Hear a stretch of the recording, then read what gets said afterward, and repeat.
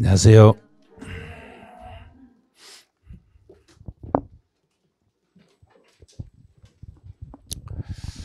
이제 드디어 3월이 됐어요. 3, 4월 과정이네요. 3, 4월 과정인데 또 벌써 10일이 돼버렸어요.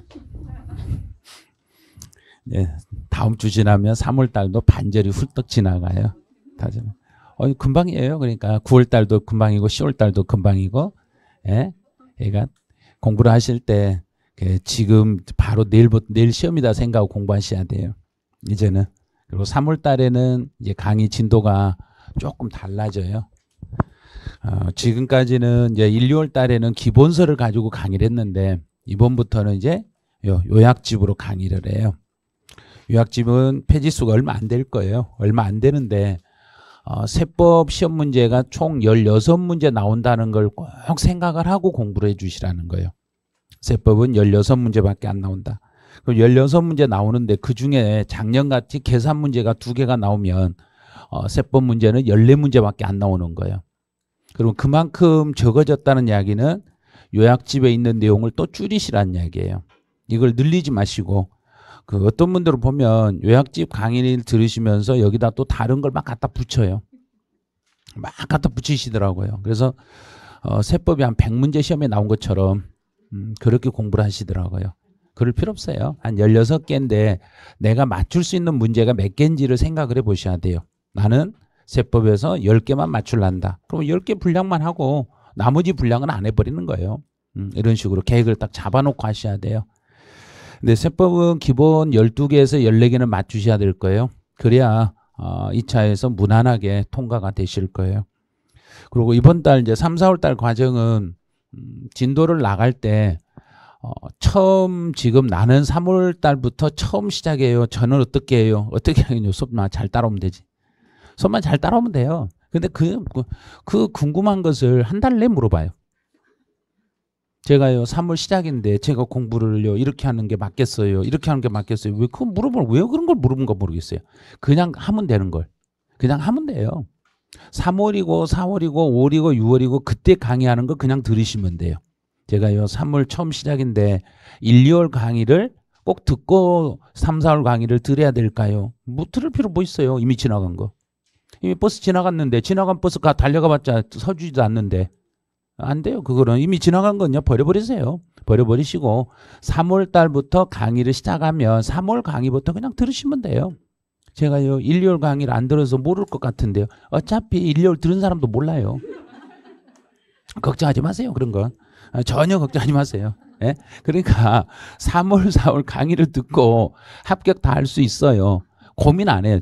수업 들어보면 알아요. 수업 들어보면 내가 1, 2월 강의 안 듣고 집에서 논 게 훨씬 좋았다. 이런 생각이 들 수도 있어요.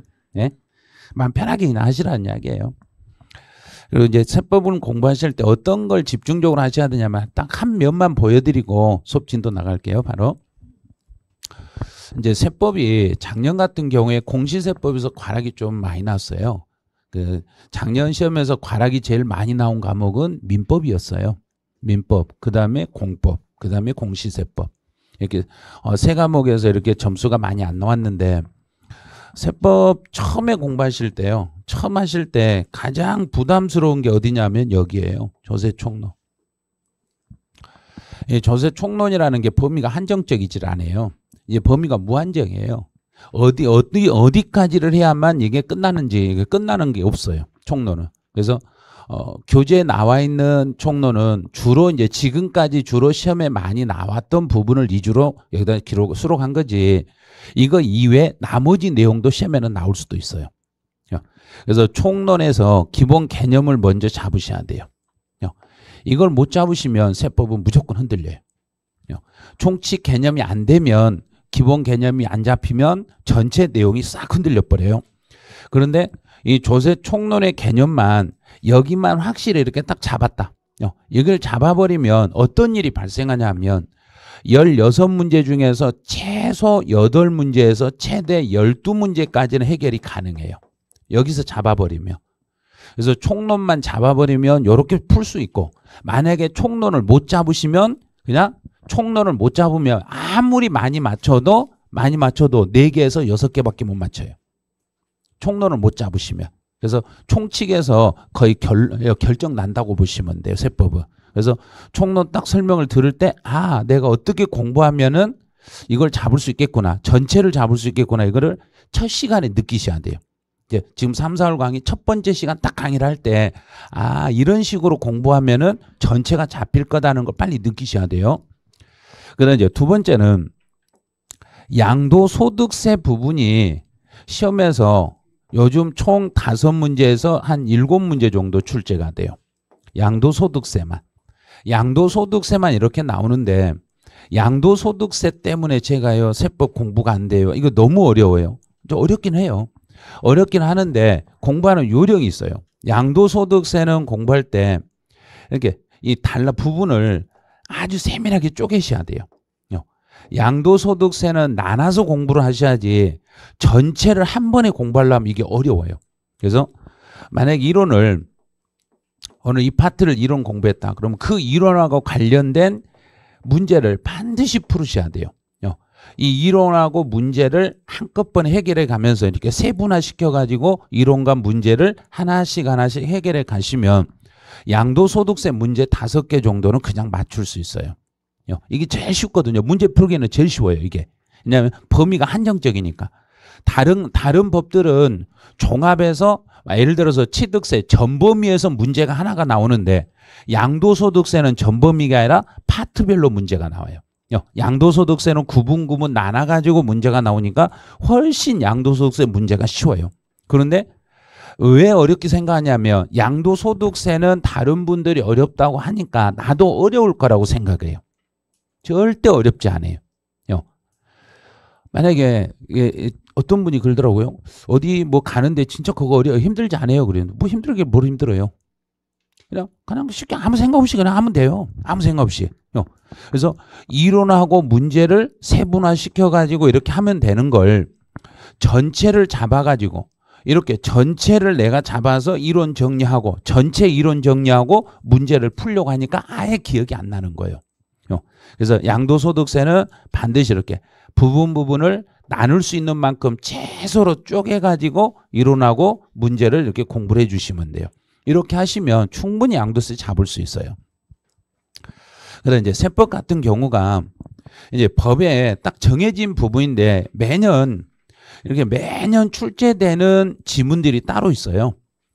매번 시험에 나오는 지문들이 따로 있어요. 그래서 이제 제가 강의를 할 때 이 부분은 매년 시험에 나오니까 이거는 준비하셔야 돼요.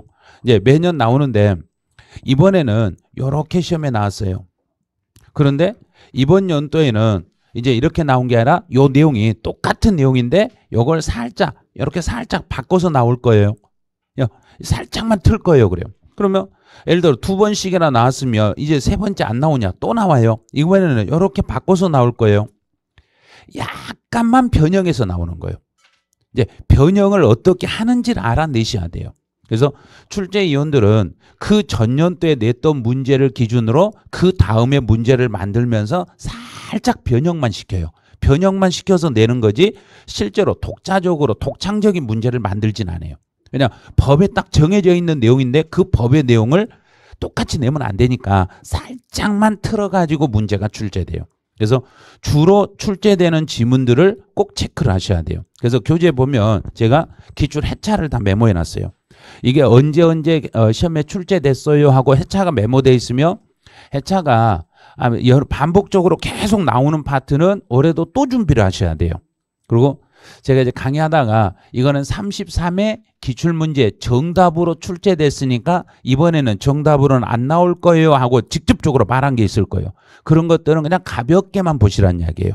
그런 거 지금 막 중요표시 안 해도 되니까.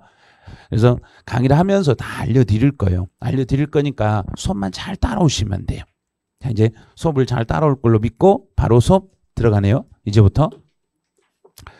그래 이제 강의 들으실 때 페이지수를 못 쫓아오겠으면 여기를 페이지수를 보시면 돼요. 저 요약서 페이지수를 다 메모해 놨으니까 이 페이지수 자 보시면서 따라오시되 제가 이제 그 지금 칠판에 띄우는 것은 아마 99%는 요약집에 있는 내용 그대로 띄워요. 그대로 다시 재작업을 해서 다시 띄워드려요. 근데 칠판에 안 띄우는 부분은 아예 안 보셔도 돼요. 칠판에 안 띄우는 건 아예 안 보셔도 돼요. 밑줄도 안 그셔도 돼요. 아무것도 안 하셔도 돼요. 자, 그럼 1번에 이제 조세 개념에서 조세 정의는 칠판에 띄우지도 않았네요. 그럼 읽어볼 필요도 없어요. 그런 건. 조세 정의 같은 거 뭘 조세라고 하냐면 그냥 참고로 한번 말해드릴 텐데 그냥 듣기만 하세요. 조세라는 것은 세금을 조달하는 걸 조세라고 그래요. 세금 걷는 거. 세금을 걷는 걸 조세라고 그래요. 그럼 그건 끝이에요. 그게 1번 조세 정의예요. 근데 그런 건 아예 읽을 필요도 없는 거예요. 근데 어떤 분은 막 그걸 밑줄 그어놓고 막 있고. 근데 그걸 누가 시험에 내지도 않아요. 이런 거. 자, 두 번째 이제 조세 특징으로 가봐요. 조세 특징에서 양가로 1번은 양가로 1번은 1차 부동산 학개론 1차 공부하신 분들은 양가로 1번에서 한 문제가 출제돼요. 2차에서는 안 나와요. 2차만 하신 분들은 그 양가로 1번도 필요 없어요. 1차 하시는 분들은 이제 이걸 알으셔야 돼요. 그럼 이제 양가로 1번의 지문에서 요 위에 있는 지문은 시험 문제 안 나와요. 위에 있는 지문은 시험용이 아니니까 그냥 보기만 하세요. 이제 세금을 가져갈 때, 세금을 조달할 때 국가가 세금을 조달해 가면, 그럼 국가가 세금을 가져가면 그걸 국세라고 그래요. 지방자치단체가 가져가는 걸 지방세라고 그래요. 그럼 이제 제가 세금을 국가에다 주면 국가가 쓸 수 있는 건 국세, 지방에서 쓸 수 있는 건 지방세예요. 이제 시험 문제는 어떤 식으로 나오냐면 이 세금이 국세냐, 지방세냐 이걸 물어보는 거예요. 여기를 물어보는 건데 공부를 하실 때 보면 여기까지만 공부해요. 모든 책들이 여기까지만 써져 있어요. 이거는 안 써놔요. 이거는 써놓지를 않아. 그러다 보니까 국세, 지방세, 세금 종류를 시험에 내는데 세금 종류를 공부를 하는 게 아니라 국가가 가져가면 국세요, 지방이 가져가면 지방세요. 맨날 그것만 공부하고 있어요. 시험에 안 나오는 것만 공부하고 있어요. 나오는 것 위주로 하고 안 나오는 건 제껴버리라는 이야기예요. 이런 것은요. 국가가 가져가면 무슨 세 그랬는가? 국세. 이거 말로만 하는 거예요. 이거 말로만 하는 거고 이거를 공부할 필요는 없는 거예요. 근데 지방이 가져가면 지방세. 그 다음에 이제 할 일이 국세하고 지방세 종류들을 철저히 공부를 하셔야 돼요. 자, 어떻게 해야만 문제가 풀리는가 알려드릴게요. 이제 국세 중에 종합부동산세라는 세금이 있고 양도소득세라는 세금이 있어요. 자, 두 개만 밑줄 그어보세요. 종합부동산세와 소득세부터 양도소득세까지만 밑줄을 그어보세요.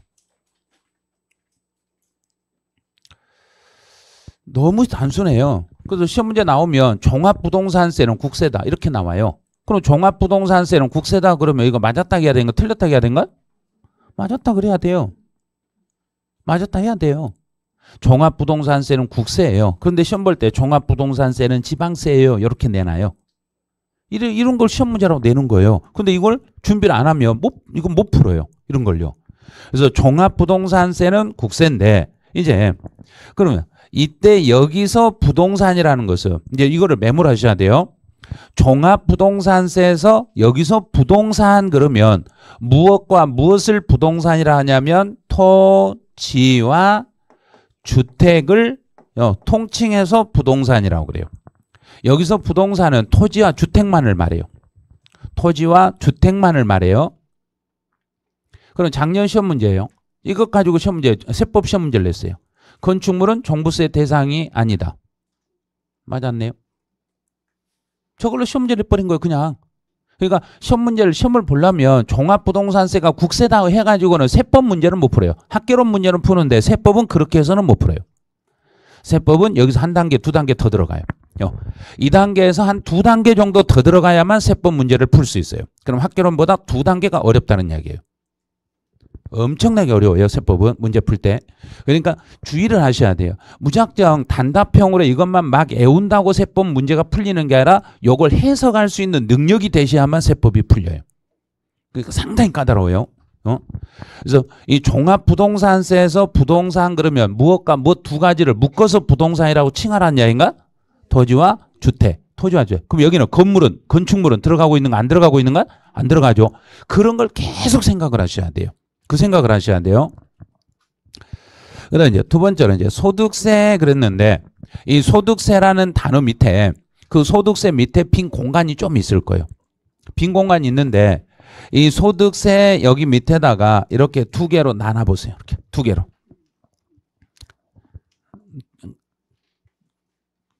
좀 글씨를 좀 적게 쓰셔야 될 거예요. 그래야만 써질 거예요. 자, 소득세에서는 두 개로 나눠요. 사업성 동그라미, 사업성 X. 자, 사업성이 있는 소득하고 사업성이 없는 소득으로 이렇게 나눠져요. 자, 지금부터는 듣기만 하세요. 이거는 사업성이 있다. 그러면 사업성이 있으면 어쩌다 벌어들인 소득으로 보이는가요? 계속 벌어들인 소득으로 보이는가요? 계속. 자, 계속이라는 생각만 하세요. 그건 쓰지는 마시고. 그런 거 시험에 내는 거 아니니까. 사업성이 있다, 사업성이 없다. 이것까지만 문제를 내고 계속 반복은 그런 거 문제를 내질 않아요. 그래서 사업성이 있다는 이야기는 이 소득을, 여기서 이 소득을 내가 어쩌다 주머니에 들어왔다는 이야기인가? 계속 들어오고 있다는 이야기인가? 계속 들어오고 있죠. 그래서 계속 들어오고 있는 소득은 여러 종류가 있어요. 종류가 여러 개인데 그 여러 개의 종류를 하나로 합친 소득이다. 그래서 이걸 종합소득이라고 그래요. 사업성이 있는 소득들을 다 묶어서 이런 소득을 종합소득이라고 그래요. 그럼 사업성이 없는 소득은 어쩌다 발생하는 소득을 사업성이 없는 소득이라고 그래요. 그래서 어쩌다 벌어들인 소득 중에서 우리가 가장 대표적으로 알고 있는 소득이 양도소득이에요. 이제 소득세 중에서는 그럼 소득세 안에는 크게 소득세 안에는 무슨 소득과 무슨 소득이 들어있다는 이야기인가? 종합소득과 양도소득. 그럼 종합소득과 양도소득을 두 개를 다 묶어가지고 통칭해서 이름을 뭐라고 붙여라? 소득세. 그러니까 처음에 질문하신 분들이 소득세하고 양도소득세하고 어떻게 달라요? 이렇게 이것부터 물어봐요. 그게 정상이에요. 그럼 양도소득세는 그냥 일반적인 양도소득세는 어디에 있는 세금이란 이야기인가? 봐요. 지금 모르신 거예요. 소득세 속에 있는 것 중에서 소득세 안에 있기는 있는데 사업성이 없이 발생한 소득을 무슨 소득이라고 이름을 붙이라는 이야기인가? 양도소득세 이렇게 붙이는 거예요. 그럼 소득세 중에서 계속 반복으로 발생하는 소득은 무슨 이름으로 붙이라는 이야기인가? 종합소득세. 자, 그럼 이제 여기까지 이거를 우리 시험은 중개사 시험은 종합소득하고 양도소득하고 이거 구분해라 이걸 내는 게 아니고 이거는 공무원 학생들 시험에서는 내는 거고 우리 시험은 그게 아니에요. 중개사 시험은 그런 게 아니에요. 중개사 시험은 양도소득세 신고를 할 때 어떻게 신고하냐 요걸 물어보는 거예요. 양도소득세를 신고할 때는 종합소득하고 하나로 묶어서 신고하겠는가 따로 신고하겠는가? 따로. 그러면 요게 시험 문제라는 이야기예요. 요게요. 양도소득하고 종합소득은 하나로 묶어서 과세를 한다. 따로 구분하여 과세한다. 요걸 시험 문제로 내는 거예요. 그래서 여기서 양도소득세를 포함한다 이 말은 양도소득세도 소득세 속에 들어가는데 중개사 시험용으로 배우는 것은 소득세 중에서도 양도소득세를 주로 배울 거란 이야기예요. 그래서 통칭해서 양도소득세를 포함하는 게 이걸 다 묶어서 그냥 통칭소득세 이러시면 돼요. 자, 1차 하시는 분들은 이것도 기억하셔야 돼. 이제 상속세나 증여세나 부가가치세 이것도 국세예요. 작년 1차 부동산 학개론 시험에서 부가가치세가 국세라는 걸 물어보는 시험이 출제됐어요. 2차 하시는 분들은 상속세와 증여세와 부가가치세는 시험 범위가 아니기 때문에 세법에서는 거들떠보지도 않아요. 그래서 2차만 하신 분들은 종합부동산세와 양도소득세 딱 두 개만 공부하시고 1차 하신 분들은 부가가치세까지 더 하셔야 돼요. 1차 하신 분들은 조금 더 하셔야 돼요. 여기서. 그 다음에 이제 국세가 종합부동산세, 양도소득세, 상속세, 증여세, 부가가치세가 국세라는 걸 알았어요. 자, 그럼 이제 지방세로 가보죠. 지방세는 취득세나 등록면허세나 재산세 같은 게 요게 지방세예요. 요 세 가지. 세법에서 출제되는 건 요 세 가지예요. 세법에서 시험에 나오는 건 세 가지예요. 이제 자동차세나 지역 자원시설세 이것도 지방세인데 이제 지방세 특징을 하나 생각해야 돼요. 지방세는 앞에가 지방이라는 글자가 들어가든지 지역이라는 글자가 들어가면 요것들은 지방세예요. 앞에가 지방이라는 글자와 지역이라는 글자가 써져 있으면 요거는 다 지방세들이에요. 이건 다 지방세예요. 그러면 이제 오른쪽 페이지로 와보세요. 오른쪽 페이지에 보시면 국세라는 표가 큰 표가 하나 있을 거예요. 자, 그럼 위에서부터 하나씩 한번 봐보죠. 소득세, 법인세, 상속세, 증여세, 종합부동산세, 부가가치세 이런 것들이 국세예요. 이런 것들이 국세예요. 그럼 이 소득세 속에는 무슨 소득세와 무슨 소득세로 또 그 안에가 들어있을 거란 이야기인가? 종합소득세와 양도소득세 이런 게 들어있다는 이야기예요. 그 다음에 이제 제일 밑에 보면 농어촌 특별세라고 있어요. 농어촌 특별세만 체크하세요. 농어촌 특별세만 체크하세요. 다른 거 다 체크하지 마시고. 자, 농어촌 특별세는 지금 국세라고 돼 있는가요? 지방세라고 돼 있는가요? 국세. 자, 어떻게 농어촌을 위해서 세금을 누가 쓰냐면 국가가 받아가지고 국가가 세금을 받아가지고 국가가 받은 세금 중에 농어촌을 위해서 쓰는 세금이 농어촌 특별세예요. 그럼 이 농어촌 특별세는 국세로 간다는 얘기인가 지방세로 간다는 얘기인가? 국세. 작년에 부가가치세까지 나왔으면 올해 만약에 1차에서 낸다면 농어촌 특별세를 물어볼 수도 있어요. 1차 하신 분들은. 2차 하신 분들은 그런 거 신경 안 쓰셔도 돼요. 1차 통과하신 분들은 부담이 좀 없어지는 거예요. 농어촌 특별세는 지방세예요. 그러면 틀렸어요. 농어촌 특별세 앞에 농어촌이라고 해서 지방이라고 착각하면 안 돼요. 앞에가 지방이라는 글자가 붙은지 지역이라는 글자가 붙으면 지방세예요. 농어촌 특별세는 요건 국세라는 걸 조심하셔야 돼요. 농어촌이라고 해서 지방 느낌이 난다고 해서 농어촌이니까 이건 지방세지 않냐 이렇게 착각해버리면 큰일 나요. 농어촌 특별세는 국세가 돼요. 그럼 여기까지 해서 이제 양가로 1번이 이제 끝났어요. 자, 양가로 1번을 이제 칠판만 보고 다시 복습을 하셔야 돼요. 칠판에 있는 건 지금 이 내용은 이 위의 내용은 그냥 말로만 푸세요. 말로만 쓰지 마시고 말로만 푸세요. 이렇게 말해도 동영상 들으신 분들이 딱 지금부터 잠깐만요 선생님 잠깐만요 정지. 자 멈추고 이걸 써. 쓰고 싶으면 쓰세요. 그냥 쓰고 싶으면 그냥 쓰시면 돼요. 동영상. 그럼 제가 꼭 이거 써야 될까요? 이거 물어보신 분이 있어서 말한 거예요. 쓰고 싶으면 쓰세요. 근데 시험은 안 나와요. 시험에 안 나오니까 이런 거 시험에 낸 사람은 시험 출제 하시는 분들이 아니에요. 이런 건 시험 문제를 내질 않아요. 아예 안 내요. 조세를 부과하는 주체가 국가면 무슨 세 그럼 된가? 국세. 지방자치단체면 지방세. 자, 끝. 자, 됐어요. 선생님 잠깐만요. 제가 이거 그리고 싶은데요. 네, 그리고 싶으신 분은 6페이지 왼쪽 날개 제일 위에 보면 써져 있어요. 그 표 있어요. 표 있어요. 그래서 제가 요약집을 작성할 때 요약집을 만들면서 될 수 있으면 손으로 아무것도 쓰지 않도록 하기 위해서 만들었어요. 제가 꼭 필요한 건 이건 쓰세요 그럴 거예요. 그렇지 않는 건 책을 찾으면 어딘가는 다 있어요.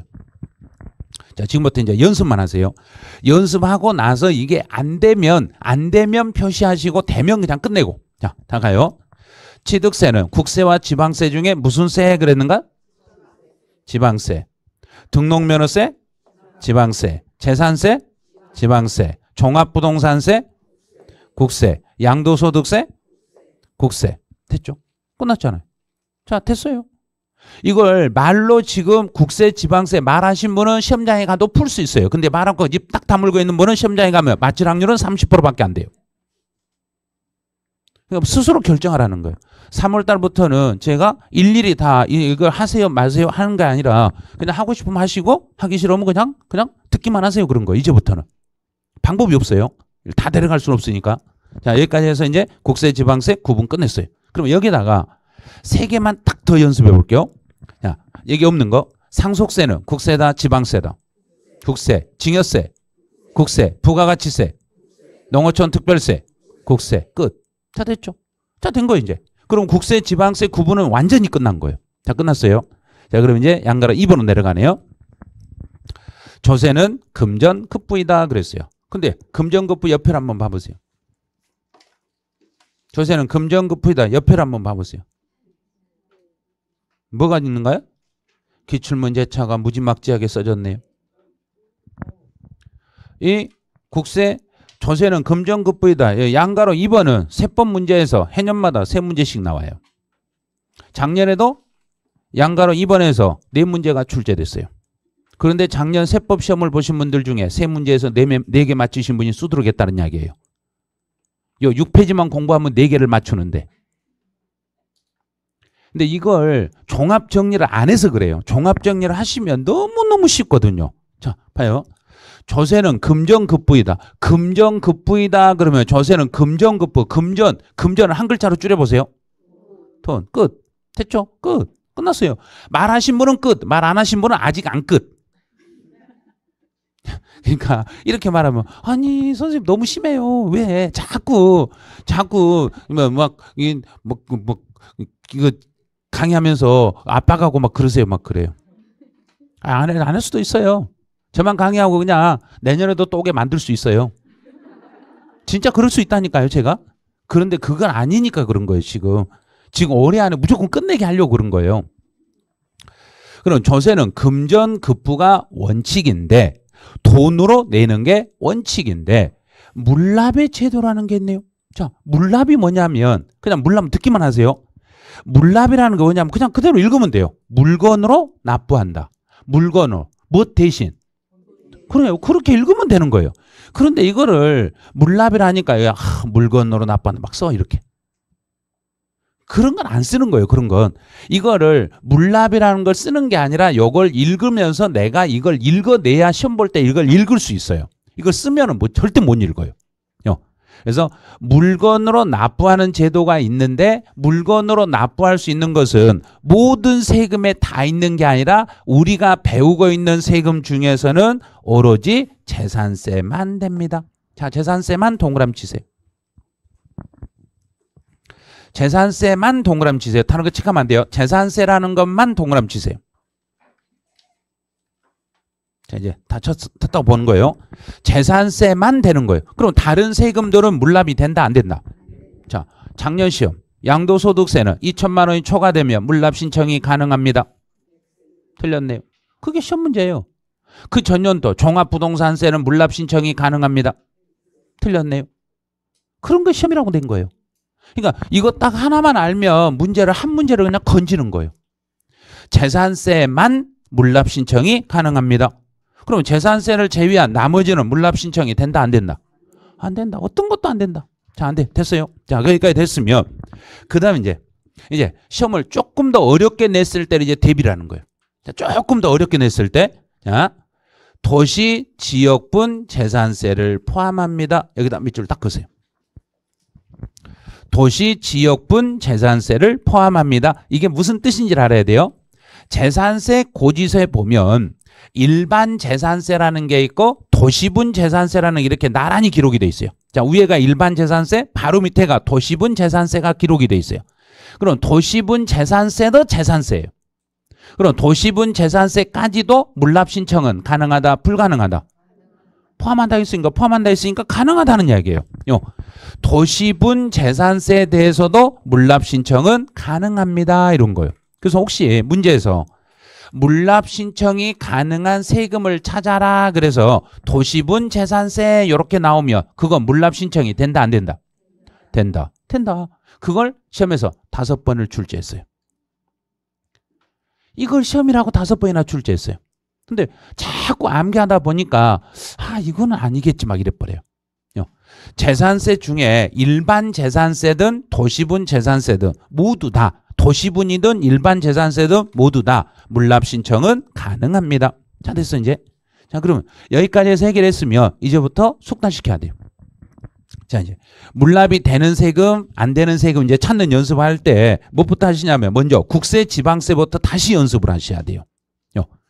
취득세 그러면 지방세, 등록면허세, 지방세, 재산세, 지방세, 종합부동산세, 국세, 양도소득세, 국세. 자, 국세, 지방세 이제 구분하셨어요. 구분했어요.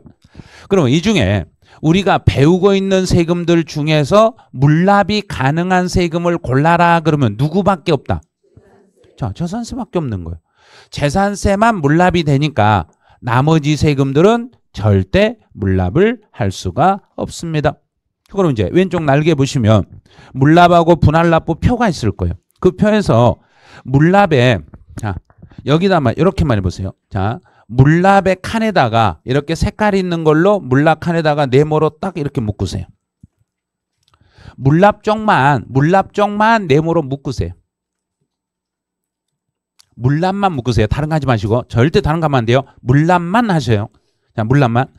그럼 물납 쪽에만 네모로 체크해 놓으시면 물납만 체크해 놓으니까 물납 재산세만 물납이라고 돼 있으니까 나머지는 전부 다 동그라미란 얘기, 나머지는 다 X란 얘기인가?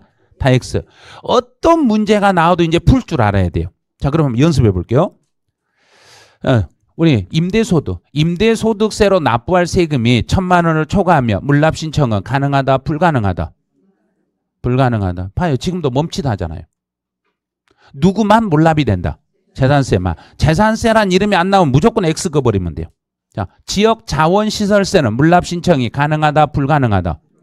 불가능하다. 지방교육세는 물납 신청이 가능하다, 불가능하다? 불가능하다.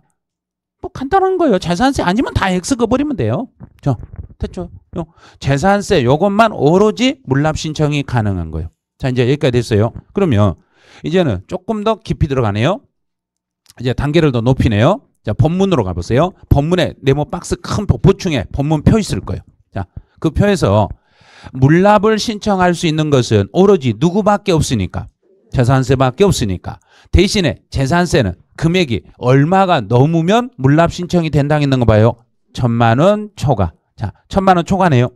그런데 문제를 낼 때 1,000만 원 초과를 문제를 내는 게 아니라 1,000만 원 초과를 내는 게 아니라 여기서 이 납부할 세액 속에요. 자, 잘 보셔야 돼요. 지금 처음 하신 분들이 지금 자꾸 내용을 이걸 잘 보고 하세요. 그러면 다른 데 하고 있다 놓쳐. 그러고 나서 나중에 제가요. 뭔 말인지 모르겠어요. 당연히 놓치니까 뭔 말인지 모르는 거예요. 자, 여기서 이 세액 속에, 요 세액 속에 도시분 재산세가 들어간다, 안 들어간다? 들어간다. 들어가는 거예요. 이 속에 들어간다는 이야기예요. 그런데 공부할 때 보면 1,000만 원만 죽으라고 공부를 해. 그런데 여기서 세액 속에 가로 딱 해놓고 도시분 재산세 제외해요 이렇게 써놔. 그럼 그건 틀렸어요 그러면 돼요. 자, 됐어. 이제 1,000만 원을 초과하면 물납을 신청할 수 있는데, 그러면 물납을 어떤 재산으로 받겠는가? 그러면 관할 내 요 부분 올해 시험 문제 여기를 아마 출제할 거예요. 거기에 내자만 동그라미 치세요. 내 관할 내만 체크하세요. 내 관할 내 관할 안에 있는 내 관할에 있는 무엇만 가지고 된다는 얘기인가? 자, 부동산 동그라미 치세요. 부동산만. 자기 관할에 있는 부동산만 가능합니다. 그래요. 그럼 이제 문제를 만들어 볼게요. 물납은 재산세 납부할 세금이 1,000만 원을 초과하면 지방자치단체장이 확실하다고 인정하는 유가증권에 대해서는 물납 신청이 가능합니다. 틀렸네요. 왜? 뭔만 된다겠는가? 부동산만 된다겠는데 유가증권을 된다고 말해버렸네. 그럼 틀렸네. 이렇게 되는 거예요. 그러니까 올해 시험은 이쪽을 타켓으로 삼으시라는 이야기예요. 여기를요. 올해는 여기만 타켓으로 삼으죠. 네 아니면 부동산 요걸 가지고 타켓으로 삼게 돼 있어요. 올해는. 그래 이제 물납을 신청하려면 내가 신청을 해야 돼요. 내가 물납을 신청해야 되는데 여기서 여기를 조심하세요. 기한이라는 거 시작이란 이야기인가 끝이란 이야기인가? 끝. 기한은 끝. 마감. 납부 마감 10일 전까지는 신청을 해 주셔야 돼요. 그래서 마지막 내기 마지막 10일 전까지는 나 돈 없으니까 물건 내고 싶어요 하고 이렇게 신청하면 돼요. 마감 10일 전까지 신청하면 내가 신청하면 정부는 오케이 그런가요? 아니면 확인해보고 그런가요? 확인해보고 그래요. 확인해보고 물건으로 내가 내고 싶어요. 나 물건 주고 싶어요. 그럼 알았어. 내가 돈 되는 거 안 되는 거 확인해보고 그래요. 그럼 이제 신청을 받은 날로부터 허가를 할 건지 안 할 건지를 5일 안에 통지를 해 주셔야 돼요. 허가 여부를 신청받고 5일 안에 허가 여부를 통지를 해 주시면 돼요. 5일 안에 허가 여부를 통지하시면 돼요. 그러면 통지를 한다는 이야기는 정부는 무조건 물납을 신청하면 받겠다는 이야기인가 안 받을 수도 있다는 이야기인가? 안 받을 수도 있다는 이야기예요. 정부가 거절할 수도 있다는 이야기예요. 그럼 불허가 통지를 내버리면 불허가 통지. 자, 왼쪽 날개 보시면 왼쪽 날개 제일 하단에 보시면 재산세 물납에서 거기에 3번에 나와요. 불허가 통지. 자, 불허가 통지만 밑줄 그으세요. 정부가 허가 안 하면 정부가 허가 안 한다. 내가 물납으로 신청하면 정부가 나 그 물건 안 받아 그랬어요. 정부가 안 받아 그러면 이 사람은 지금 돈이 있는가 돈이 없는가요? 돈이 없죠. 돈이 없으니까 나 물건 내고 싶은 거예요. 그런데 정부가 내가 물건을 이걸 낸다 하니까 정부가 거절해버리네. 그럼 난들 어떻게 해? 이제 돈도 없는데.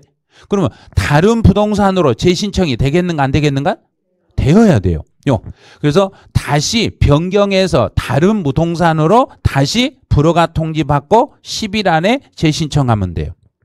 그래서 최근에 시험에 나왔던 지문이 뭐냐면 정부가 불허가 통지를 하면은 금전으로만 납부해야 됩니다. 이렇게 시험에 낸 거예요. 불허가 통지를 하면 금전으로만 내란 야인가 다른 부동산으로 재신청도 된다는 야인가 재신청도 가능합니다. 이렇게 가는 거예요. 그럼 이제 내가 다시 다른 부동산으로 신청하면 정부가 다시 확인해보고 오케이 자 그 물건은 받겠어 그랬어요. 그럼 받겠다고 하면 내가 이 물건의 가격을 얼마로 책정해가지고 넘길 건지 가격 결정을 해야 되겠죠. 그러면 재산세는 정부가 나한테 고지서를 보냈을 때 날짜하고 내가 정부에게 준 날짜가 서로 같아야 되겠는가 달라도 되겠는가? 같아야 돼요. 똑같아야 돼요. 내가 상대방한테 가져왔을 때 가격이나 내가 줄 때 가격이나 똑같아야 돼요. 오고 가는 게 날짜가 똑같아야 돼요. 그럼 정부는 재산세를 나에게 물릴 때는 매년 6월 1일에 가격으로 물려요. 6월 1일에 가격으로 물리니까 나도 정부에게 물건을 넘겨줄 때는 몇 월 며칠의 가격으로 계산해서 넘겨주면 되고 똑같아야 돼요. 6월 1일에 가격으로 계산해서 넘겨주시면 돼요. 자, 3년 전에 시험에 나왔던 게 바로 여기. 3년 전. 4년 전에 시험에 나왔던 것은 바로 여기. 제가 어디를 짚어가는가를 잘 보셔야 돼요. 그래야 올해 시험 문제가 어디가 나온지를 알 수 있어요. 3년 전에 시험에 나왔던 것은 평가. 4년 전에 시험에 나왔던 것은 불허가 통지. 그러면 이제 시험이 위에서부터요. 여기서부터 이렇게 내렸다는 걸 알아요. 위에서부터 밑으로 차근차근 내려가서 갈 데가 없네.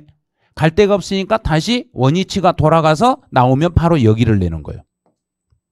그래서 올해는 관할 내의 부동산을 타켓으로 삼는다는 이야기예요. 어떻게 삼냐면 딱 두 가지예요. 재산세는 관할에 관계없는 부동산으로 물납 신청이 가능합니다. 틀렸네요. 재산세는 전국에 우리 국내 소재 부동산으로 물납 신청이 가능합니다. 틀렸네요. 바로 그런 식으로 문제를 내는 거예요. 이렇게 문제 어떻게 내는 것까지 다 알려드렸어요. 다 알려드렸으니까 이제 스스로 시험장에 가서 맞추기만 하면 돼요. 자, 이제 물납 끝났어요. 물납은 이제 끝. 더 이상 없어요. 설명이. 자, 이제 분할납부로 가보죠. 분할납부라는 것 왼쪽 날개 다시 보세요. 왼쪽 날개 보시면 중간에 표에서 분할납부 신청할 수 있는 세금의 종류가 재산세나 종합부동산세나 양도소득세를 분할납부할 수 있네요. 그럼 취득세나 등록면허세는 분할납부가 불가능해요. 자, 그러면 여기에서는 이렇게 해요. 요 세 개를 이렇게 네모로 묶으세요. 분할납부를 할 수 있는 것은 분할납부할 수 있는 것은 누구는 분할납부가 된다는 이야기인가요? 재산세, 종합부동산세, 양도소득세가 가능합니다. 이 분할납부 요 세 개는 해년마다 세 군데가 다 나와요. 매년 재산세, 종합부동산세, 양도소득세, 분할납부는 해년마다 지문 한 줄에서 두 줄씩 다 나와요. 매년 출제돼요. 자, 그럼 이제 어디까지 어떻게 공부를 해야 되냐면 이렇게 하셔야 돼요. 자, 이제 본문으로 돌아보세요. 다시.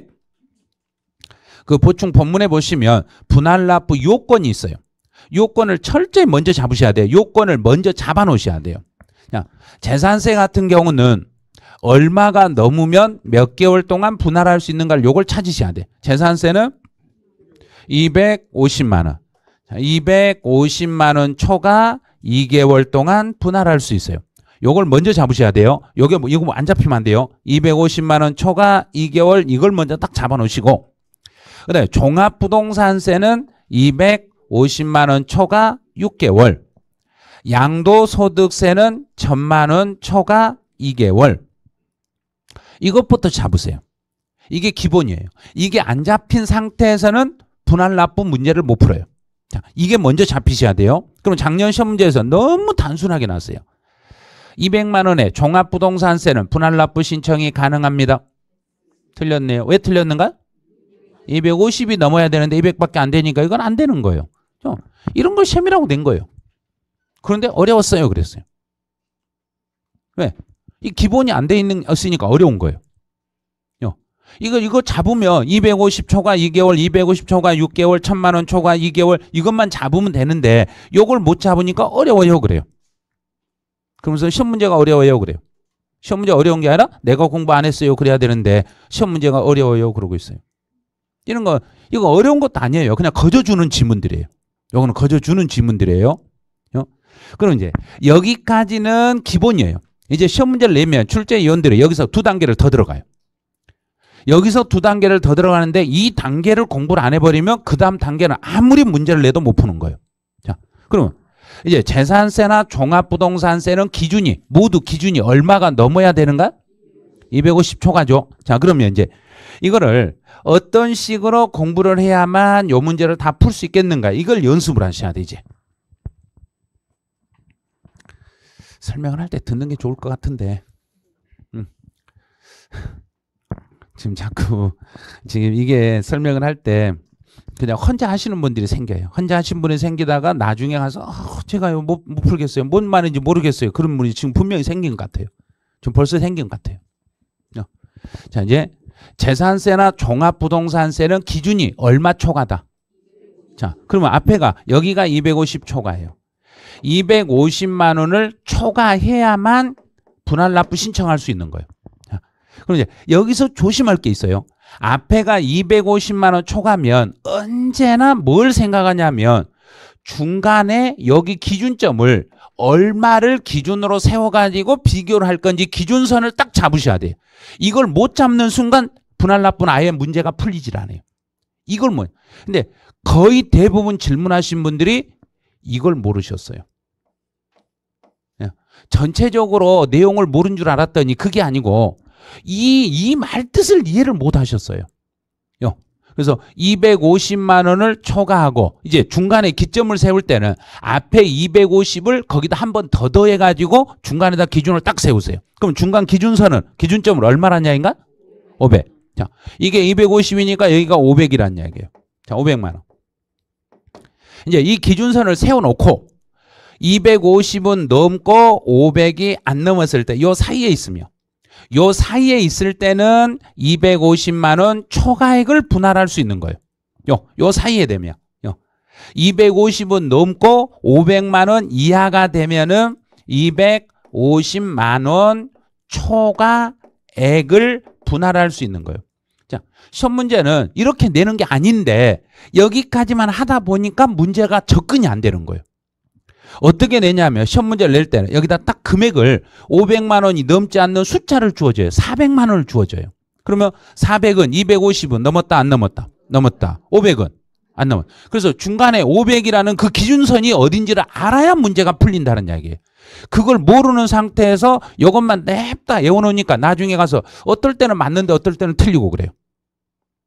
기준이 넘었을 때는 틀려버리고 기준이 아니면 맞을 수도 있고 그래요. 그래서 50% 확률이 되는 게 이 기준을 못 잡아서 그러시더란 이야기예요. 그래서 400이면 500이 넘지 않았으니까 400이면 그중에 얼마만 빼고 분할하면 된다는 이야기인가? 250. 250 초과니까 400이면 250 빼니까 얼마? 150을 몇 개월 안에? 2개월 안에 분할하면 되는 거예요. 자, 그럼 다시 이제 500이 넘어버렸어요. 자, 500이 넘었어요. 그러면 그때는 그 세금의 50% 이하의 금액. 자, 그럼 500이 넘었으면 이 공간 안에 있으면 그 세금의 50% 이하의 금액을 분할할 수 있습니다. 이렇게 가는 거예요. 여기에서는 문제를 낼 때 900만 원이나 950만 원을 내요. 자, 900이다. 예를 들어 볼게요. 900이면 2,500, 250은 넘었다 안 넘었다? 넘었다. 500은 넘었다. 이제 500이 넘었다는 걸 알으셔야 돼. 500이 넘었으니까 900만 원이며 500이 넘었으니까 900이면 몇 프로까지는 분할할 수 있다? 50%. 그러면 900에 50%면 얼마? 450. 450을 몇 개월 안에? 2개월 안에 분할할 수 있습니다. 이렇게 푸는 거예요. 이게 요 흐름이 딱 잡히면 되는데 이걸 못 잡으니까 어쩔 때는요 제가 요 숫자는 맞는데 어떨 때는 틀려요 그래요. 자, 재산세에서 이 기준을 세울 줄 알면 양도소득세 기준을 세울 줄 아는 거예요. 자, 양도소득세는 얼마가 넘으면 분할할 수 있다? 1,000만 원. 자, 그럼 여기 앞에가 1,000만 원이네요. 1,000만 원을 초과하면은 분할할 수 있는데 그러면 중간에 기준선을 잡을 때 기준을 잡을 때 이 기준점을 얼마란 이야기인가? 그렇죠. 앞에 있는 숫자를 그대로 더하니까 이제 이게 2,000이라는 이야기예요. 2,000만 원. 그러면 1,000만 원 넘고 2,000만 원이 넘지 않았을 때 이 사이에 있으면 얼마 초과액을 분할할 수 있다는 이야기인가? 1,000만 원 초과액을 분할. 똑같이 하면 돼요. 1,000만 원 초과. 그러면 2,000만 원이 넘어버렸으면 그 세금의 몇 프로까지는 분할할 수 있다? 50%까지는 분할할 수 있습니다. 그럼 작년 시험 문제예요. 자, 작년 시험 문제 나온 건 1,500이 나왔어요. 1,500이었을 때는 얼마까지는 분할할 수 있다? 봐요. 이 중간에 기점이 얼마인지를 모르니까 지금 또 멈칫하잖아요. 자, 양도소득세는 1,000만 원이 초과되면 중간 기점은 얼마다? 2,000. 그럼 1,500은 2,000 넘었다, 안 넘었다? 안 넘었으니까 얼마는 분할할 수 있다? 500. 1,000만 원 초과인 500만 분할할 수 있는 거예요. 그게 작년 시험 문제예요. 그 전년도 시험 문제는 1,600만 원이 나왔어요. 1,600만 원이면 2,000은 넘었다, 안 넘었다? 안 넘었으면 얼마까지 분할할 수 있다? 600은 분할할 수 있다. 그 전년도에는 3,600만 원이 나왔어요. 3,600이면 2,000 넘었다, 안 넘었다? 넘었으니까 몇 프로까지는 된다? 50%. 그럼 3,600에 50%면 1,800은 분할할 수 있다. 이렇게 문제를 내는 거예요. 그러니까 중간에 기점이 얼마인지를 딱 잡으셔야 돼요. 이걸 잡아야 되는데 여기를 못 잡으니까 문제들이 거의 못 풀리더란 이야기예요. 그래서 질문하신 분들을 계속 분석해 보면 왜 이게 이 쉬운 걸 왜 모를까 했더니 중간 기점에서 얼마를 세울지를 모르시더라고요. 이거를요. 그러니까 앞에 기준 250이면 중간에 얼마? 500. 앞에가 1000이면 2000. 그 금액을 그대로 더해가 중간에 딱 세버리시면 돼요. 논리는 똑같으니까. 그래서 해년마다 시험에 나오는 게 위에 문장으로 나올 수도 있고 숫자로 나올 수도 있고. 그래서 거의 대부분 숫자로 많이 내요. 자, 그럼 여기까지 됐으면 그다음 이제 분할납부 중에서 하나 밑줄 그렇게 하나 있어요. 양도소득세 쪽에서 납부할 세액 여기다 밑줄 그어보세요.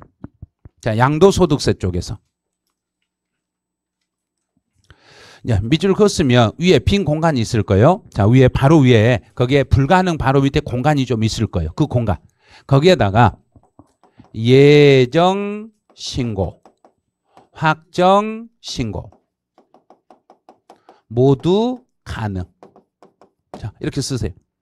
자, 분할납부는 예정이든 확정이든 모두 된다는 이야기인가요? 예정 때는 안 된다는 이야기인가? 모두 된다는 이야기예요. 예정이든 확정이든 따지지 말고 모두 분할납부가 가능합니다. 그럼 이제 최근에 시험에 나왔던 게 이거예요. 납부할 세금이 1,000만 원을 초과한 경우라도 예정신고 시는 분할납부가 불가능합니다. 틀렸네요. 바로 그런 식이에요, 문제는. 그러니까 너무 단순해요. 단순한데 문제 풀 때 예정이고 확정이고 나누지 말고 소득세라면 모두 얼마가 넘으면 분할할 수 있다. 1,000만 원 초과. 자, 1,000만 원을 초과하면 모두 분할납부는 가능합니다. 이제 여기까지 했으면 제가 이제 4개를 이야기할 건데 4개를 이야기할 때 스스로 움찔하는 게 하나 나올 거예요. 분명히 4개를 설명을 하는데 4개 중에서 스스로 저 뭐야? 이런 게 분명히 나올 거예요. 절대 그러지 마세요. 그냥 강하게 밀어붙이세요. 그냥 계속 밀어붙이시면 돼요. 자, 첫 번째. 예정 신고하는 소득세는 분할납부가 가능하다, 불가능하다? 가능하다. 확정 신고하는 양도소득세는 분할납부 가능하다, 불가능하다? 가능하다. 여기까지 잡았어요, 이제. 자, 여기까지 잡았어요. 그러면 원천징수 세금은 그러니까 중간에서 띄기 때문에 그건 분할납부는 그런 거 말하면 안 돼요. 원천징수는. 자, 그러면 중간 내납하는 소득세는 분할납부가 가능하다, 불가능하다? 봐요. 멈칫하시잖아요. 중간애납하는 소득세라고 했으니까 앞에 있는 게 중간애납은 그거는 틀이 함정이에요. 뒤에 소득세라고 했잖아요. 소득세니까 중간애납이든 아니든 상관없이 납부할 세금이 1,000만 원만 넘으면 분할 납부 가능하다 불가능하다? 무조건 가능. 그냥 무조건 물어붙이라고 했잖아요. 소득세라고만 되면 무조건 분할 납부 된다고 밀어붙여버리면 돼요. 앞에가 예정이든 확정이든 중간이든 이런 거 따지지도 말고 소득세는 무조건 다 분할 납부는 가능합니다. 이렇게 잡으시면 돼요. 그러면 이제 분할 납부는 다 풀 수 있어요. 이제 7쪽에 이제 다시 국세 쪽으로 가보죠. 국세에서 이제 소득세만 볼 거예요. 소득세. 자, 오른쪽에 소득세, 소득의 구분의 참고만 보세요. 자, 참고만. 밑줄 긋지 말고 보세요. 자, 사업성이 있는 소득과 없는 소득이 있어요. 쓸 것도 없어요, 이런 거. 사업성이 있는 소득을 우리는 통칭해서 이름을 뭐라고 붙여라 그랬는가? 그렇죠. 종합소득. 사업성이 있으면 종합소득이라 하고 사업성이 없는 것 중에서 가장 대표적인 소득을 양도소득이라고 그래요. 이렇게 돼요. 참 있는 거 없는 걸 나눴어요. 그러면 양도소득은 종합소득의 하나로 묶어서 과세라 따로 과세라? 따로 과세라요. 이것만 찾으면 돼요. 양도소득은 종합소득과 따로. 자, 그걸 써놓은 걸 보세요. 연필 표시된 거 보세요. 연필 표시돼 있는 것만 시험에 내는 거예요. 양도소득은 사업성이 없는 소득이기 때문에 종합소득과 그 다음에 색으로 입힐 것은 구분하여만 색으로 입히세요. 다른 거 체크하지 마시고 구분하여만. 구분하여 요 단어를 시험에서는 합산하여 이렇게 문제를 내는 거예요. 거기만 바꿔치기 하는 거예요. 그래서 양도소득과 종합소득은 서로 뭐 하여 그 말인가? 구분하여. 그럼 어떻게든지 시험에 나올 수 있는 지문만 그것만 생각하면 되는 거예요. 다른 거 생각할 필요도 없어요. 양도소득과 종합소득은 하나로 묶어서 과세한다? 구분하여 과세한다? 구분하여. 그럼 문제 낼 때 출제인율 이렇게 내는 거예요. 양도소득은 종합소득과 합산하여 과세하는 게 원칙입니다. 틀렸죠? 바로 그런 식으로만 문제를 내는 거예요. 그래서 합산이다, 구분이다 이것만 생각하면 돼요. 왜? 양도소득은 왜 구분한대요? 그런 거 물어보지도 않아요. 양도소득은 왜 구분하냐면 사업성이 없으니까 구분하는데 이유가 뭐예요? 이런 거 물어보지 않아요. 그래서 양도소득하고 종합소득세 신고할 때 하나로 묶어서 신고한다, 따로 신고한다. 따로 신고한다. 그러면 끝. 자, 그러면 시험 볼 수 있어요, 이제. 그다음 이제 지방세로 내려가 보네요. 지방세도 밑에 표 있는데 표는 볼 것도 없어요. 안 보셔도 돼요. 우리가 배우는 지방세는 딱 3개. 취득세, 등록면허세, 재산세 요 3개만 공부를 하는 거예요. 딱 3개만 할 거예요. 3개만 하는데 이 세금들 중에 특별시, 광역시, 도라는 데가 있어요. 서울특별시, 인천광역시, 경기도 요 각 지방자치단체예요. 그 지방자치단체 중에 취득세는 특별시나 광역시에서 필요한 세금이에요. 그러면 구청에서는 못 가져가요. 왜냐하면 특별시 전체 예산이니까 구청 예산 아니란 얘기예요. 또 취득세는 각 도의 예산이고 시군의 예산은 아니에요.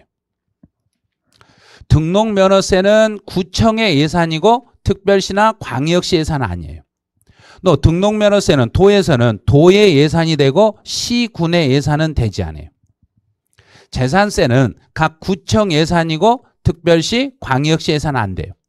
또 재산세는 지방에서는 시군의 예산이고 도의 예산은 되지 않아요. 요거를 어떻게 이제 풀어야 되냐면 이거예요. 앞에 머리 글자를 그냥 따가지고 연습을 해요. 지금부터 이제 연습할 거예요. 취득세는 특, 광, 그다음에 여기는 도. 그다음에 등록면허세는 구, 또 도. 그다음에 재산세는 구, 시, 군. 딱 요것만 연습하면 돼요. 그 오른쪽 표를 보세요. 오른쪽 날개를 보세요. 취득세 과세 주체는 특, 광, 도. 이 말이 특별시, 광역시, 도의 예산입니다. 등록면허세는 도와 구의 예산이고 재산세는 시, 군, 구청의 예산입니다. 이렇게 되는 거예요. 그래서 요거를 이제 읽을 때 그냥 계속 읽는 연습하세요. 취득세는 특광도, 등록면허세는 도구, 재산세는 시군구 계속 이것만 읽는 연습을 하세요. 자, 그럼 이제 요거 한번 다시 한번 보여드릴게요. 자, 이제 국세, 지방세를 구분을 먼저 하셔야 돼요. 언제나 연습은 국세, 지방세부터 연습하세요. 취득세는 지방세, 등록면허세, 지방세, 재산세, 지방세, 종합부동산세, 국세, 양도소득세, 국세. 근데 취득세는 이제 과세권자가 취득세는 지방자치단체 중에서도 특광도. 네, 등록면허세는 도구. 재산세 시, 군, 구. 그럼 재산세는 물납 신청이 가능해요 그랬죠? 그럼 물납을 할 때는 어디에 있는 부동산만 된다 그랬는가? 관할 내. 그러면 재산세에서 관할이 어디란 이야기인가? 시, 군, 구. 이걸 익히셔야 돼요. 그래야 이걸 익혀놔야 그게 풀리는 거예요. 그래서 28회 때 시험이 어디가 나왔냐면 지금 서울 강남에 살고 계신 분이 경기도 성남의 부동산에 대하여 납부할 세금이 1,000만 원이 넘게 나왔을 때 어디에 있는 재산으로 물납 신청이 되는지 그걸 물어봤어요. 이렇게 실사례로 물어보는 거예요. 강남에 살고 계신 분이 경기도 성남에 있는 건물 때문에 재산세가 1,000만 원이 넘었으면 서울 강남에 있는 부동산만 물납을 받겠다는 이야기인가? 성남에 있는 부동산만 받겠다는 이야기인가? 성남. 왜? 시군구니까. 시군구세니까. 그 물건이 있는 장소에 부동산만 물납 신청이 가능합니다. 이걸 알아야 풀 수 있는 거예요. 작년 감정평가사 기출문제 부동산 학개론 시험도 여기를 출제했어요. 재산세 과세권자는 시군구입니다. 이런 식으로. 이게 작년 감정평가사 시험에서 정답으로 유도됐던 지문이에요. 요 지문이. 별것도 아니죠. 근데 우리 시험은 여기서 2번 나왔어요. 2번 나왔어요. 자, 이거 칠판에 있는 걸 잘 보고 어떻게 질문이 나오면 맞았는가 틀렸는가를 확인하세요. 취득세, 과세, 주체는 구청장이다. 틀렸네요. 구청 없죠. 또 등록면허세 과세권자는 광역시장이다. 틀렸네요. 이것만 읽으면 읽을 줄 알면 돼요. 취득세는 특광도, 등록면허세는 도구, 재산세는 시군구. 이것만 계속 반복하시면 돼요. 이것만 해놓으시면 문제는 풀 수 있어요. 자, 이제 한 페이지 넘어가요. 과세표준과 세율에 따른 분류로 이제 가보죠. 과세표준과 세율에 따른 분류. 자, 그럼 이제 과세표준이 뭔지를 봐야죠. 자, 그럼 바로 밑에 네모 박스를 봐보세요. 네모 박스 보시면 최종 결론은 세액을 계산하려고 하는 거예요. 세금의 액수를 계산할 때 제일 앞에다가 세금의 액수를 계산하려면 제일 먼저 무엇부터 계산을 하고 거기에 세율을 곱하기 하면 세금의 액수가 나오게 돼 있는가? 과세표준. 그럼 과세표준은 무엇을 계산하려면 제일 먼저 필요한 게 과세표준이다. 세금의 액수. 세금의 액수. 그래서 과세표준은 세액 산출의 기초를 말해요. 그래서 거기에 밑줄만 그으세요. 자, 첫 줄에 보시면 과세표준의 세액 산출의 기초만 밑줄 그으세요. 과세표준을 세금을 계산할 때 가장 기초로 삼는 걸 과세표준이라고 그래요. 자, 그럼 이제 여기다 써볼게요. 과세표준이라는 말은 세액을 계산할 때, 세금을 산출할 때 기초로 삼는 금액을 요걸 과세표준이라고 그래요. 세금 계산할 때 가장 먼저 필요한 게 세금을 계산하려면 제일 필요한 게 무엇부터 계산하라는 이야기인가? 과세표준. 그래서 작년 기출문제가 과세표준을 구해라 하고 시험 문제가 실제로 출제됐어요.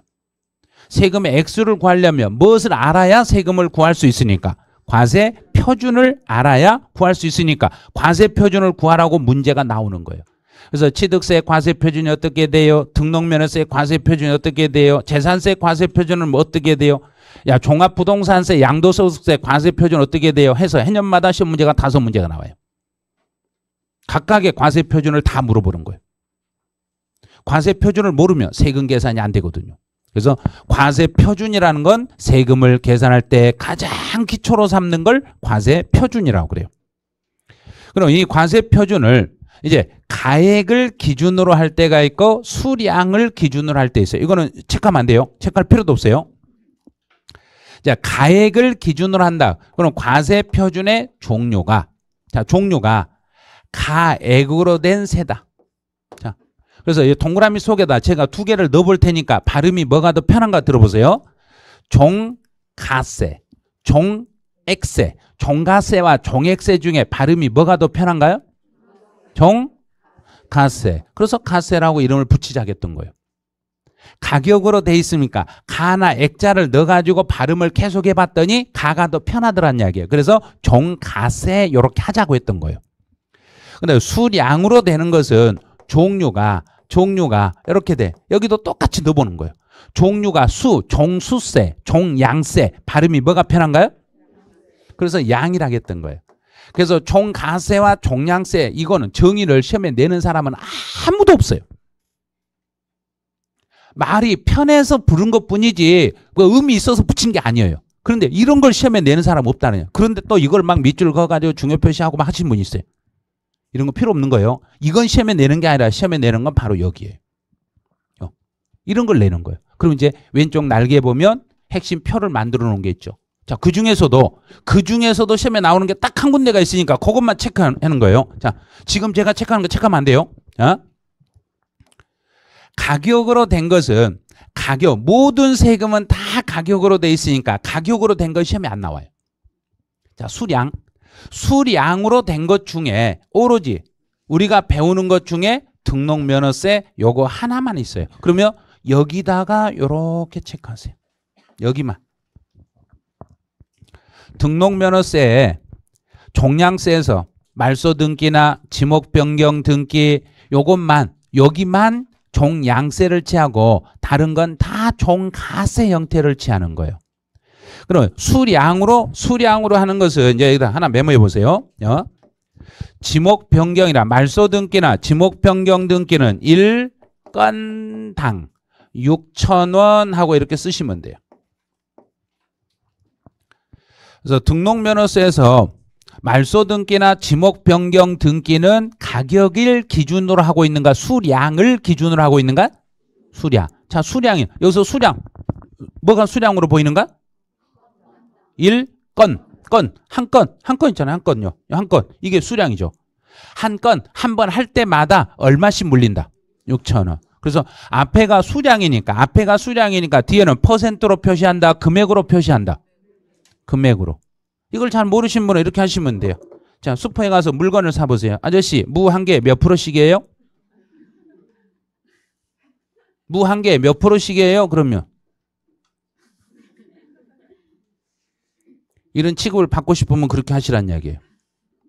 한 개당 얼마예요? 이렇게 물어봐야지. 한 개당 얼마예요? 해야지. 한 개당 몇 프로예요? 이거는 완전 엉터리란 이야기예요. 그래서 잘 모르면 이렇게 하면 돼요. 그대로 쳐보면 돼요. 그대로 쳐서 점당 몇 프로씩인가요? 점당 얼마씩인가요? 그대로 칠 때 점당 얼마씩 받는가요? 점당 몇 프로씩 받는가요? 안 쳐봐서 모른가요? 점당 얼마씩. 그래, 점당 수량이니까 앞에가 수량이면 금액이면 퍼센트. 이런 식으로. 이게 논리예요. 우리 다 알고 있는 논리들이에요. 그거는. 그래서 여기는 수량이기 때문에 금액으로 표시한 거예요. 한 번 할 때마다 6,000원씩. 그래서 등록면허세는 아무리 작아도 최소 얼마를 징수한다. 그렇죠. 그게 2년 전 기출문제예요. 등록면허세는 6,000원 미만이면 징수 안 한다, 징수한다. 얼마를? 6,000원을. 그게 2년 전 기출문제란 이야기예요. 그러면 이제 문제 나올 것은 말소 한 건당 얼마다. 요런 걸 문제로 이제 낼 차례란 이야기예요. 그래서 말소한다 그러면 빨간 줄로 두 줄 긋더라도 잉크가 두 줄 긋더라도 얼마는 돈을 내놔야 된다. 6,000원을 내놓으셔야 됩니다. 이런 거예요. 이제 여기까지 해서 첫 시간이 끝나요. 자, 이렇게 공부를 해야만 시험 볼 수 있어요. 근데 그냥 총론이라고 해서 한 페이지 공부하는데 이 정도는 넘어가 그럼 6문제 넘겨. 작년에 지금 여기까지 해서 작년 시험 문제는 4문제가 나왔어요. 4문제가. 무지막지하죠. 그래서 총론만 딱 잡으면 제가 8개에서 12개 잡을 수 있다고 했잖아요. 총론만 잡아버리면 이렇게 잡을 수는 있어요. 그래서 잠깐 쉬었다가 이제 인세와 물세부터는 잠시 쉬었다가 하죠.